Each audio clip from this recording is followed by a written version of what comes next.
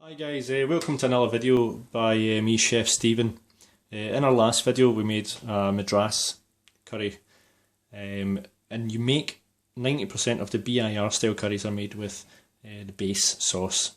Okay, it's like an essential stock for quickness of making the curries. So today's video we're going to actually make that base sauce, so you'll be able to do the whole process from start to finish, as many curries as you like. Now there's a whole ton of recipes out there. A lot of them call on quite high calorie ingredients like coconut cream or mango chutney or sugars, litres and litres of oil. Mine is been polished quite a bit, it's quite low calorie. I can do this base sauce plus make a Madras vegetable curry, all in all for maybe about 450 calories per portion, and that's takeaway taste, which is really nice, low calorie. So looking at our ingredients, we have from left to right some white cabbage. It's around about 120 grams. Some carrot with its skin on, it's just been washed, topped and tailed. Keep the skin, a lot of nice sweet flavour from there, and that's one of the reasons why you don't need so much sugar. And there's about 60 grams, roughly that, 60 to 70 grams. We've got some green bell pepper. This is about 60 grams as well. Red bell pepper, double that, so 120 grams. We've got a full bunch of fresh coriander, which works out only to around 35 grams. Keep the stalks on it. Stalks carry a lot of flavour. They're really good for making a stock as well. 500 millilitres of vegetable oil, any vegetable oil at all. Ideally, you want to use what's called seasoned oil, which is essentially vegetable oil that has been used to cook, pakora or bhaji.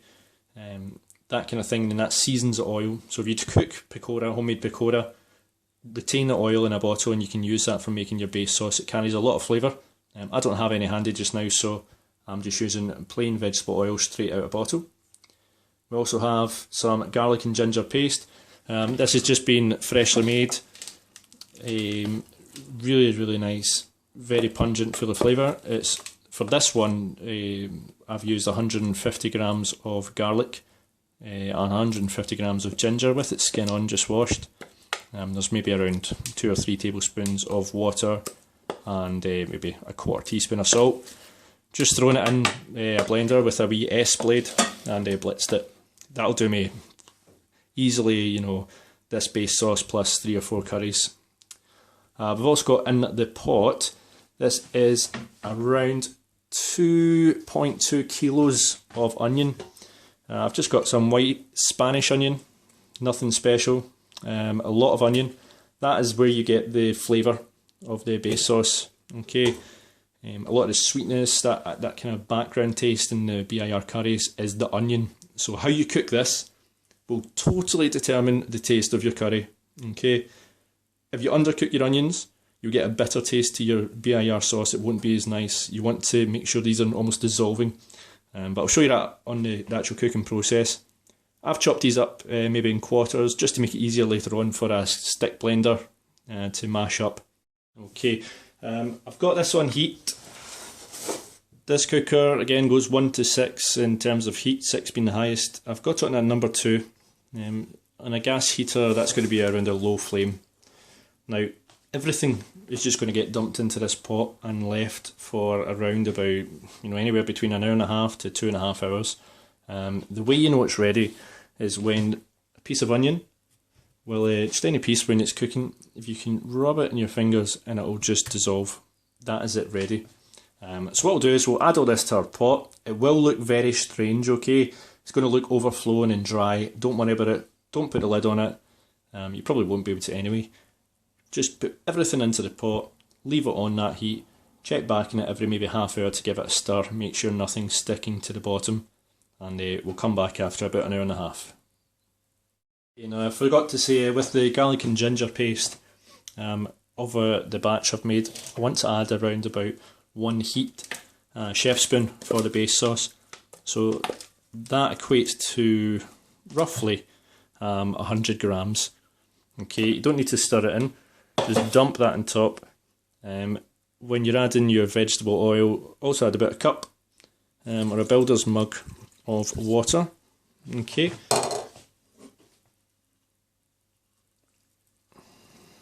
and there is the oil. Perfect. We'll come back to that about an hour and a half. Hi guys, so it's been around about 1.5 hours. You'll see the transformation in the base sauce mix. Everything should smell really nice just now. It smells very sweet. If you get some onion, rub it between your fingers and it should feel very soft. It should split, maybe break apart. That's how you know it's ready. You should be able to see it gets transparent as well, just as you would if you were sauteing onion. It's a good indication that it's ready. Now it's got about another maybe 20 minutes left of cooking before I'm ready to blend it together. Now what you want to do at this stage, about 20 minutes before it's ready, just as the onions start to get translucent, is add a tin, which is 400 grams of plum tomatoes. So just dump that right in, leave it there, just give it a wee stir, leave it for 20 minutes. We'll come back to it, and at that stage we'll blend it, add a bit of water just to aid in the blending process, but we'll blend it, then add our spices and cook it off for another 30 minutes. So I'll come back to you once we're at that stage.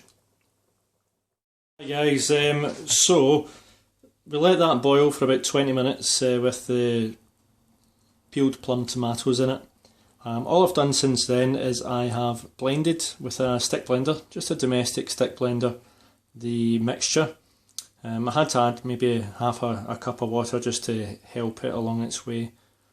After that was blended completely, I doubled the size of the mixture with cold water. So roughly I had about 4.5 litres of base sauce, and I've added to that 4.5 litres of water. So you end up with a really good size of base sauce.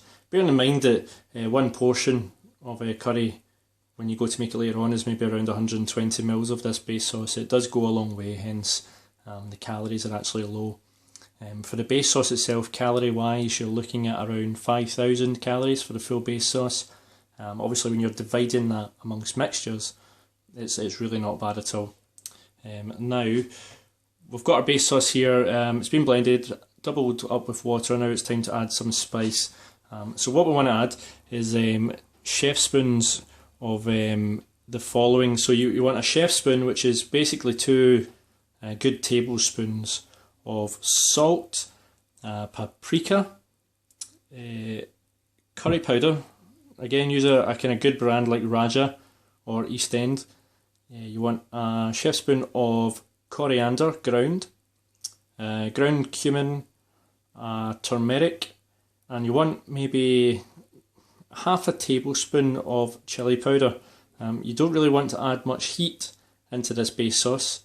It's designed to be versatile, whether it's using dupiazzas or korma or right through to vindaloo. So it's got to be versatile. So you don't want to add that heat in just now that you can't take back at a later stage. So add your spice, and we'll come back to you once the spice is added. Just give it a little stir round, and I'll come right back to you. Okay, so our spice has all been added. It does look like a spiced up, soup. It looks disgusting. Don't worry about it, really. This is just how it looks. The sort of variations you get in colour will come once the spice is added and mixed through. Now, what you want to do is really mix this spice in well. I would always give it a stir and maybe give it a wee shot of the stick blender as well, just to make sure everything is combined. Once it's all done, you want to leave it to cook for a further half an hour at least. I would prefer to give it maybe 40 minutes, 45 minutes, but half an hour is a good number to go for. So I'll come back to you in half an hour's time and show you what it looks like. Now, do kind of keep an eye on it, make sure it doesn't burn to the bottom. It's just if some of the spice hasn't combined, it could sink, and spice is obviously very prone to burning. So come back to it, half an hour's time, and we'll see what it's like then. Okay guys, so it's been cooking away for about 30-40 minutes now. You'll see the kind of scum rise to the top. this kind of frothy stuff. It'll be darker around the edges. That's just the oil coming up. You can get rid of the scum if you skim it, drop it from a bit of a height, and you just keep doing that repeatedly. But to be honest with you, it's pointless. It's mostly just aesthetics. Give it a wee stir, and that is the base sauce complete. So if this is the first video of mine you're watching, make this base sauce and then jump over to my first video, and you can make yourself a nice tasty madras. I'm going to be putting up another video definitely in the next couple of days on how to do your vegetables, pre-cook your vegetables for a curry. Really, really tasty, so we'll come back to that as the next video. Thanks again for watching, and please don't forget to subscribe, like the videos if it helped you out, and enjoy the sauce.